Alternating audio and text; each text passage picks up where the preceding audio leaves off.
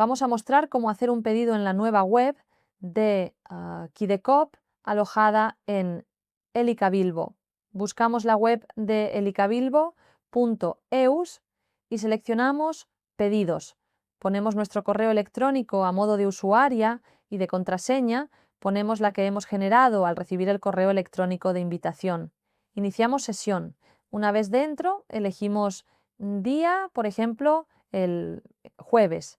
Para elegir productos podemos optar por el buscador o por categorías de productos. Yo voy a ir directamente a por lo que está en la entrada. Selecciono una cesta de verduras y le doy al carrito.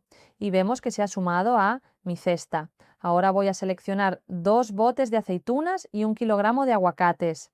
Le doy a revisar pedido. Comprobamos que todo está correcto. Y si queremos añadir algo más, le damos a volver al carrito. En caso contrario, le damos a guardar borrador y nuestro pedido ya está listo para recoger el jueves.